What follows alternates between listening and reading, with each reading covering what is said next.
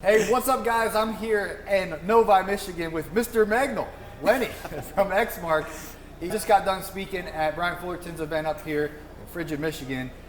And you're talking about Adapt. What's that? Oh, we are so excited about this feature. So it's something that really allows our ultra cut deck on the Exmark Laser Z to take quality of cut to the whole next level, right? So the biggest challenge we always deal with is nobody has the same conditions, nobody has the same turf. So getting one deck, one machine to cut as good as we want it to cut across the country is a challenge. And so one of the things, I spent 15, 16, 17 years in tech service. One of the things that we tell guys to do is to adjust the pitch or the rake of the deck. That'd help them do it. So one of the things I was explaining, a lot of guys from the north up here, one of the things that we struggle with is that early spring grass, right? Oh, yeah. Clumps the deck or packs the deck, you got clumps laying out all over. What we know is that if we kick the back end of the deck up, it allows more air in, it frees up the blades, and it cleans that deck out so we don't have that deck packing, we don't have that clumping. So quality of cut, we kind of break it down into two groups. We say after cut appearance and precision of cut. So when we raise that back of the deck up, it gives us that great after cut appearance. So nothing laying on top of the turf, still those fine clippings, and then we get that super stripe like Exmark's known for. Up north you do. Down in Atlanta, man, we got Bermuda and Zoysia. Exmark is humongous in the Atlanta market. I mean, you guys, your presence where I'm from in Atlanta is huge. But it's hard to stripe Bermuda and Zoysia turf. But one of the things, you guys do a lot of mulch, mulch yeah. kits down there, right? Yeah. So one of the things you guys struggle with a little bit is, I call it in-row dump. So you're mowing along, you're mulching, it's holding all that grass in the deck, and you stop, or you get to an open patch, or if you go across the sidewalk, it just it dumps all that stuff right there. Well, if we kick up the back, it helps some of that grass bleed out the back, and we don't have that in-row dump near as bad. What's your tip, Lenny? I know us down south, we watched the videos of Jay Jacobs, and he puts these stripes that just look like, oh my gosh, but we don't have that tall turf to work with. So what's some tips that we can kind of make our best effort with what we got, knowing it's warm season turf like a Zoysia and Bermuda, and we don't have the fancy stuff you all have up north?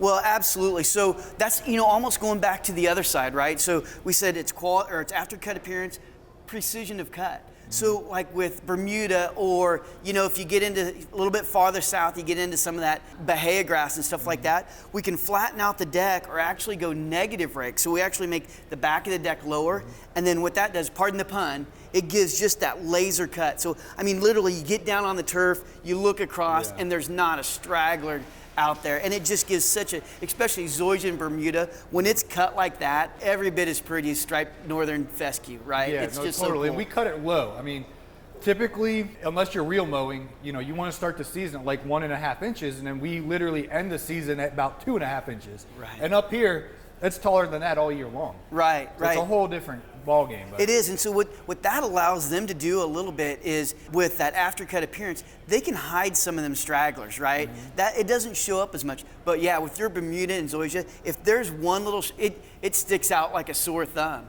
It's funny, it's doing the same thing, but it's two completely different tasks. Yeah. How did you guys get teamed up with Brian? I know I see you guys, Jay Jacobs, I don't know if you know him, but his yard looks like a magazine. Yeah. And Brian and these guys up north that are using Exmark, how did you kind of connect with all them? So that's the brilliance of our marketing team. So I'm joined here today with Emily Thornburg, and they go out. What's great about what we do is they go out and they find quality people to tag with. So you and Brian and Jeremy with Jay Jacobs, and I know I'm missing some guys. Jason, yeah, absolutely. Obviously, we want to get out in front of as many people, but do it with the right people that are doing the right things the right way, that are really out to serve the industry. And that's what you guys do, and that's what makes it so easy to partner with you guys. What year did you start working at Exmark? I started in '98, so I've been there about 25 years now.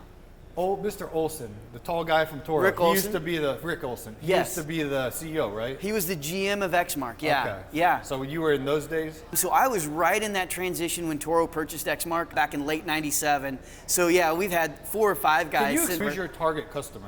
I would say it's the landscape professional, right? And so what's cool about that is, through you guys, through the landscape professional, what that has allowed us to do is also become a homeowner brand as well, because it's a little bit of an aspirational thing, right? So they see you guys out there using this equipment and they're like, that must be the best. That's what we want to buy when we're mowing our own yard. Shout outs to Howard Brothers, and they're all over Atlanta. I think they Yeah. have a new 6th location maybe that just opened up in Lula, Georgia, but in Duluth, Georgia, they got a really strong branch there. And from what I understand, you guys have been working with them for a while. Oh yeah, the guys at Howard Brothers are just a tremendous channel partner for us. They do great things in that, in the greater Atlanta area. And, again, going back, they're just good people. Yeah. They're great people. And I mean, everybody in this industry is. And you have to be, because it's a small world, right? Yeah. And so just as you guys are helping other guys be successful, we want to help Howard Brothers be successful. Howard Brothers wants, help you guys be successful. And that's where it creates such a partnership. Yeah. You said 1998. You probably never thought we'd be talking about a mower that's operated by a battery and electric mower. So how is that kind of, again, this is another thing I get asked all the time. What do you think about the electric mowers and where this is going in the industry? What are your thoughts? Because you've been around since some of y'all were even born. Yeah, yeah. So it's exciting. One of the things that we just had to do is we had to do our self-review just a little bit ago. And for me, gas machines are, I know it. I was a product guy, or as a technical service guy and a product guy, I've got that down. Batteries like this whole new bag of tricks, right? And so we're able to do so many things with battery that we can't do with gas. And so absolutely, I think it's going to be a slow maturing, right? That's there's going to be a slow adaptation, and then once that hits, boom, it's going to skyrocket. But what we've seen is, again, it's all about what I said in there. It's picking the right product for the right job. So there are guys, this is the right product. I've been out, we've got battery lasers out on test right now, right? Okay. So just last week before last, I think, or last week, I was down in Austin, Texas and Dallas, Texas, and we were doing some VOC, voice of customer. And the thing that guys were amazed, hey, look, we know we don't have to use gas, no belts, no pulleys, virtually no maintenance other than plugging it in at night. The thing that amazes them is the quietness of the machine. Yes.